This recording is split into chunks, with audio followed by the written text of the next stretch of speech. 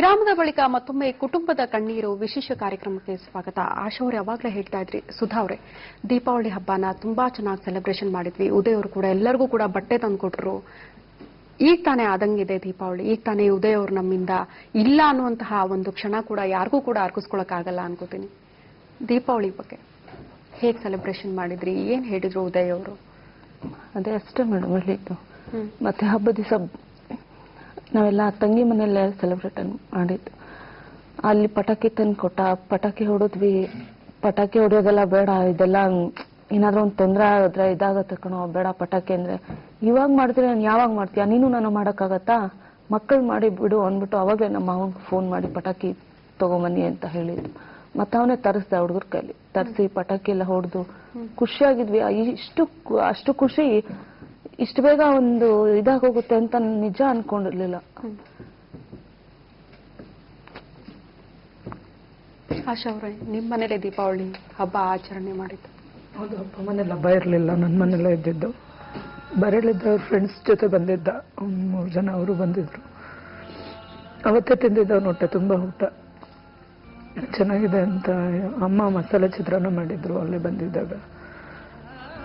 ಇನ್ನು ಕಜ್ಜಾಯ ತಿನ್ಬೇಕು ಅಂತ ಹೇಳಿದ್ದ. ಅವತ್ತು ತಿನ್ನಕ್ಕಾಗೋದಿಲ್ಲ, ಬಹುಶಃ ಯಾರಿಗೂ ಆಗಲ್ಲ. ನಾಳೆ ಎಲ್ಲ ನಾಳೆ ತಿಂತೀನಿ ಬಿಡಪ್ಪಿ ಅಂತ ಹೇಳಿದ್ದ. ಮತ್ತೆ ತಿನ್ನಕ್ಕೆ ಆಗಿಲ್ಲ ಅವನಿಗೆ.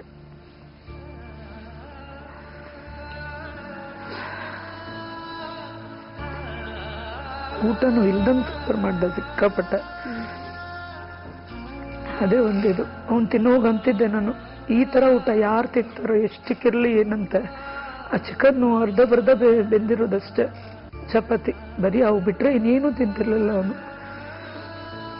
ಎಷ್ಟಕ್ಕಿದ್ದು ಏನು ಪ್ರಯೋಜನ ಅದ, ಈ ಊಟ ತಿಂದು ಯಾರಪ್ಪ ಇರ್ತಾರೆ ಅಂತಂದ್ರೆ. ನನ್ಗಂತೂ ಇರೋಕ್ಕಾಗಲ್ಲಪ್ಪ. ಅಂದ್ರೆ ನೀವು ಚೆನ್ನಾಗಿ ತಿಂದು ತಿಂದು ದಪ್ಪ ಆಗಿ ಒಂದು ಸಾಧನೆ ಅನ್ನೋದಿಲ್ಲ, ನಿಮ್ಗೊಂದು ಏಮ್ ಅನ್ನೋದಿಲ್ಲ, ಹೆಂಗೋ ತಿಂದು ತಿಂದು ಇರಬೇಕು ಅಷ್ಟೇ. ನೀವು ಫ್ಯಾಟ್ ಫ್ಯಾಮಿಲಿ ನಿಮ್ಮದು, ನಾನು ಹಂಗಿರಲ್ಲ, ನಾನು ಹಿಂಗೆ ಇರಬೇಕು ಅಂತ ಹೇಳೋನು.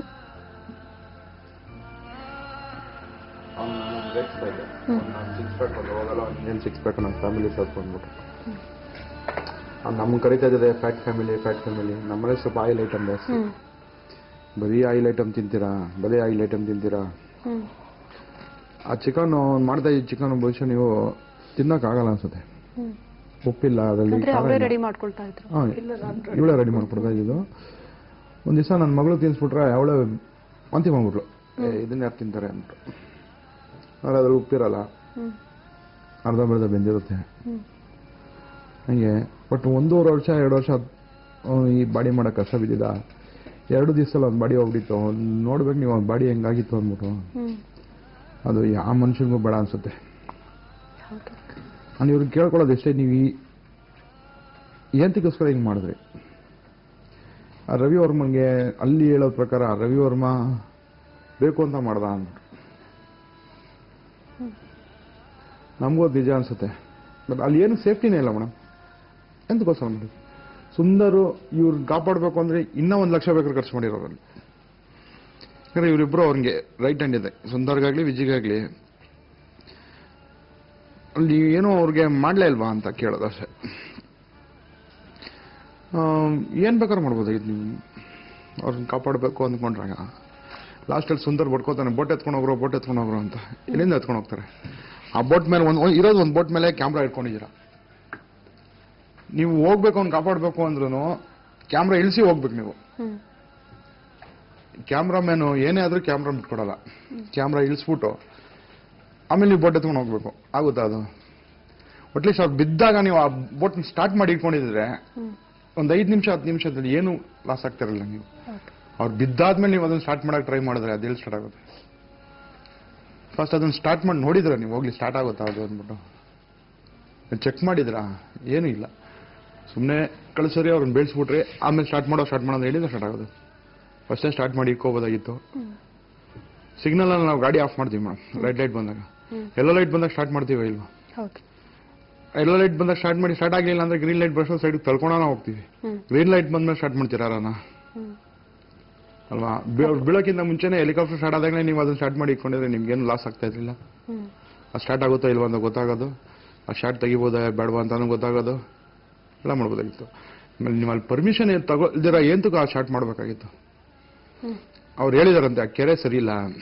ಖಂಡಿತ ಇಲ್ಲಿ ಯಾರ್ ತಪ್ಪು, ಅಲ್ಲಿ ಏನಾಯ್ತು ಆಕ್ಚುಲಿ, ಇಷ್ಟೆಲ್ಲ ಫೆಸಿಲಿಟೀಸ್ ಇದೆ ಈಗಿನ ಒಂದು ಕಾಲದಲ್ಲಿ, ಅದ್ರ ಬಗ್ಗೆ ನಾನು ಮಾತಾಡ್ತೀನಿ. ವೆಂಕಟೇಶ್ವರಿನ ಕೊನೆಯದಾಗಿ ಉದಯ್ ಅವರು ಯಾವಾಗ ಸಿಕ್ಕರು? ಈ ಶೂಟಿಂಗ್ ಹೋಗೋಕ್ಕೂ ಮುಂಚೆ ನಿಮ್ಗೆ ಸಿಕ್ಕಿದ್ರಾ? ಏನ್ ಹೇಳಿದ್ರು? ಗುರುವಾರ ಸಿಕ್ಕಿದ್ರು. ಶೂಟಿಂಗ್ ಹೋಗೋದ್ರು ಮುಂಚೆ ಅಂದ್ರೆ ಗುರುವಾರ ಸಿಕ್ಕಿದ್ದು. ನಾನು ಅದೇ ನನ್ನ ಮಗಳ ಮನೇಲಿ ಯಮನ್ ಮನೆ ಮಂದಿ ಮಾತಾಡ್ತಾ ಇದ್ದ, ಅಷ್ಟೇ ನೋಡಿದ್ದು. ಒಂದ್ ಕಣ್ ತುಂಬಾ ನೋಡಿ ಗುರುವಾರ ನೋಡಿದ್ವಿ. ಶುಕ್ರವಾರ, ಶನಿವಾರ, ಭಾನುವಾರ 3 ದಿವಸ ಬಿಟ್ಟು ಸೋಮವಾರ ಇನ್ನು ನಾನು ಅಲ್ಲಿ ದಪ್ಪನ್ ಮಾಡಿದ ನೋಡಲಿಲ್ಲ. ತಗೊಂಡ್ ಬಂದು ನಾನು ಬರ್ತೀನಿ ಕೆರೆಗೆ ಅಂದ್ರೆ, ಬೇಡಪ್ಪಾಜಿನೇ ಅಲ್ಲಿ ಬರೋದು ಬೇಡ, ಇಲ್ಲೇ ಇರಿ ಅಂತ. ಸರಿ ಬಿಡದೆ. ಅಲ್ಲ ನಾನು ಹೇಳೋದು, ನಾವೇನೋ ಸಂಕಟ ಬೀಳ್ತಾ ಇದ್ದೀವಿ, ಅವ್ರ ಮನಗಳಲ್ಲಿ ಸಂಕಟ ಇದೆಯೋ ಇಲ್ಲೋ ಅದಿರ್ಲಿ.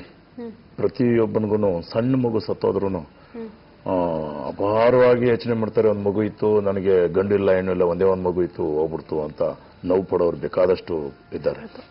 ಇಷ್ಟು ದೊಡ್ಡ ಇಂಡಸ್ಟ್ರಿಯಲ್ಲಿ ನೀವು ಈ ತರ ಬಹಳ ಕೇರ್ಫುಲ್ ಆಗಿ ನೀವು ಮಾಡಿರೋದು ಉದ್ದೇಶ ಏನು ಅನ್ನೋದು ನಿಮ್ಗೆ ನೀವೇ ಉತ್ತರ ಕೊಡ್ಬೇಕಾಗುತ್ತೆ. ಈಗ ನಿಮ್ಮ ಮನೆ ಚಿತ್ರತಂಡ ಅಂತ ಹೇಳಿದ್ರೆ ನಿಮ್ಮ ಮನೆ. ಖಂಡಿತ ಆ ಬಗ್ಗೆ ನಾನು ಮಾತಾಡ್ತೀನಿ. ನಮಗದು ಗೊತ್ತಿಲ್ಲ, ನಾವು ಅದನ್ನ ಜಾಸ್ತಿ ಚರ್ಚೆ ಮಾಡೋಕೆ ನಿನ್ಗೇನಪ್ಪ ಗೊತ್ತು ಅಂತಾರೆ. ನಾವು ಸ್ಪಾಟ್ ಅಲ್ಲಿಲ್ಲ.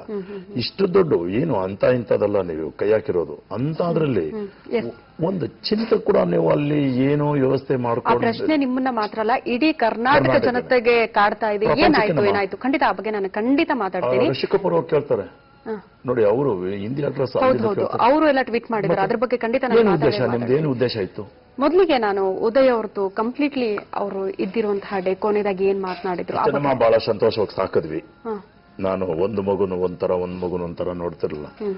ಅದೇ ಅವನೊಂದೊಂದು ಸ್ವಲ್ಪ ಪೀಚಲು, ಅವನ ತುಂಬಾ ಇವನಿಗೇನೋ ಒಳ್ಳೆ ಕಾಯಿಲೆ ಮನುಷ್ಯ ತರ, ಅವ್ರ ಅಮ್ಮನ ತರ ಸಣ್ಣ ಕೊಟ್ಟಿದ್ದಾನೆ ಅಂದ್ಬಿಟ್ಟು ಬರೆಯಕ್ತಿದ್ದೆ. ಯಾವಾಗ್ಲೂ ಶೂಟ್ ಹೋಗುವಾಗ ಅಮ್ಮನ ಆಶೀರ್ವಾದ ಪಡೆದು ಹೋಗ್ತಿದ್ರಂತೆ. ಆದ್ರೆ ಏನೋ ಒಂಥರ ಆತಂಕ. ಅದು ಏನ್ ಮಾಸ್ತಿ ಗುಡಿ ಹೋಗುವಾಗ ಯಾಕೆ ಆಶೀರ್ವಾದ ಪಡೆಯಲಿಲ್ಲ? ತಂದೆ ತಾಯಿ ರಾಘವೇಂದ್ರ ಸ್ವಾಮಿಗಳು ಯಾರೋ ಹೇಳಿದ್ರು ಟಿವಿನಲ್ಲಿ, ಅವ್ರಿಗೆ ಕಾಳಿ ಮಾತೆ ನಂಬ್ತಾ ಇರ್ಲಿಲ್ಲ ಅಂತ. ಬಟ್ ಅವ್ನು ದೇವ್ರು ಅಂದ್ರೆ ಎಲ್ಲಾ ದೇವ್ರನ್ನೂ ನಂಬೋರು. ಈಗ ಕನಕಪುರದಲ್ಲಿ ಕಬ್ಬಳಮ್ಮ ಅಂತ ನಮ್ಮ ಹೆಣ್ಣು ದೇವ್ರಿದೆ, ಮನೆ ದೇವ್ರು ವೆಂಕಟೇಶ್ವರ ಸ್ವಾಮಿ ಇದ್ದಾನೆ. ನಾನು ಹೇಳಿದ್ದೆ, ನೋಡ್ ಮಗನೆ, ಯಾವ ರೀತಿಲೂ ಸ್ವಲ್ಪ ನಿಮ್ಗೆ ಸಹಾಯ ಮಾಡ್ಬೇಕಾದ್ರೆ ರಾಘವೇಂದ್ರ ಸ್ವಾಮಿ ನಂಬು. ನಾನು ರಾಘವೇಂದ್ರ ಸ್ವಾಮಿ ನಂಬಿದ್ದೀನಿ, ನೀನು ನಂಬು ಅಂತ. ಅಪಾರವಾಗಿ ನನಗಿಂತ ಜಾಸ್ತಿ ಒಂದು ಹೂವು ಜಾಸ್ತಿ ಹಾಕಿ ಸ್ವಾಮಿನ ಮುಗಿತಾ ಇದ್ದ. ಹಾಗೆ ದೇವ್ರ ಭಕ್ತಿ ಜಾಸ್ತಿ ಇದ್ರು. ಅವ್ರಿವ್ರು ಹೇಳಿದ್ರೆ ನಾನು ನಂಬಲ್ಲ. ನನ್ನ ಮಕ್ಕಳಿಗೆ ನನ್ಗೆ ಗೊತ್ತು ಯಾವ ರೀತಿ ಯಾವ ದೇವ್ರಗಳಿಗೆ ಹೇಗೆ ಹೋಗ್ತಾನೆ ಬರ್ತಾನೆ ಅಂತ. ಆದ್ರೆ ಇದು ಖಾಲಿ ಇರೋ ಟೈಮ್ ಸುಮ್ಮನೆ ವೇಸ್ಟ್ ಮಾಡ್ತಾರಲ್ಲ ದೇವಸ್ಥಾನಗಳು.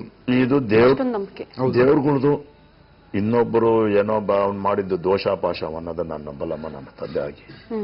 ಇದು ಈ ಚಿತ್ರತಂಡದವರು ಈ ಚಿತ್ರ ತೆಗಿಯಕ್ಕೆ ಹೋದಾಗ ಇವರು ಏನು ತೊಂದರೆಗಳು ಮಾಡ್ಕೊಂಡ್ರು ಅದು ಅವರೇ ಜವಾಬ್ದಾರಿ ನಿಮ್ಮಂತವ್ರಿಗೆ ಕೊಡ್ಬೇಕು. ನಮಗೆ ಖಂಡಿತ ಆ ಬಗ್ಗೆ ನಾವು ಪ್ರಶ್ನೆ ಎತ್ತಾನ.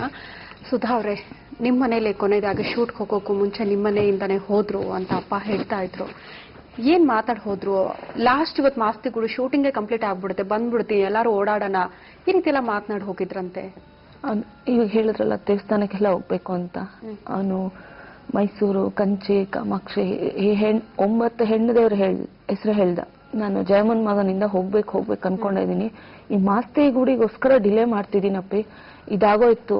ಈಗ ನಾವು ಸೋಮವಾರ 1 ಡೇ 2 ಅವರ್ ಇದೆ, ಅದು ಮುಗಿಸ್ಕೊಂಡ್ ಬಂದ್ಬಿಟ್ರೆ ಆಮೇಲೆ ಎಲ್ಲ ಕಡೆ ಹೋಗ್ತಾ ಇರೋದು. ನೀನ್ ರಜಾ ಮಾತ್ರ ಕೇಳ್ಕೋಬೇಕು, ನಾನು ಬಾ ಅಂದಾಗ ರಜಾ ಕೊಡಲ್ಲ, ಆಗಲ್ಲ ಅಂತ ಮಾತ್ರ ಹೇಳ್ಬಾರ್ದಪ್ಪಿ ಅಂತ ಹೇಳಿ. ಇಲ್ಲ ನಾನು ಬರ್ತೀನಿ ಅಂತ ಹೇಳಿದ್ದೆ. ಸ್ಯಾಟರ್ಡೆ ಸಂಡೇ 2 ದಿವಸ ಒಂದೊಂದು ದೇವಸ್ಥಾನದಲ್ಲಿ ಹೋಗ್ಬೇಕು, ನಿದ್ದೆ ಮಾಡ್ಬೇಕು, ಬರ್ಬೇಕು, ದೇವ್ರ ನೋಡ್ಕೋಬೇಕು, ಒಂದೊಂದು ನೈಟ್ ಒಂದೊಂದು ದೇವಸ್ಥಾನದಲ್ಲಿ ಇರ್ಬೇಕು ಅಂತ ಹೇಳಿದ್ದ. ಅಂತ ಹೇಳಿದ್ದೆ. ಅದು ಅವತ್ತು ಅವ್ನು ಹೇಳಿದ್ದಷ್ಟೇ, ಹೋಗೋಣ, ಹೋಗಿ ಬರೋಣ ಅಂತ. ಸೋಮವಾರ ನೋಡೋಣಪ್ಪಿ, ಸೋಮವಾರ ನೀನ್ ನೋಡು, ಆಮೇಲೆ ಅದು ಕಥೆನೇ ಬೇರೆ ಆಗತ್ತೆ ಅಂತ ಹೇಳಿದ್ದ.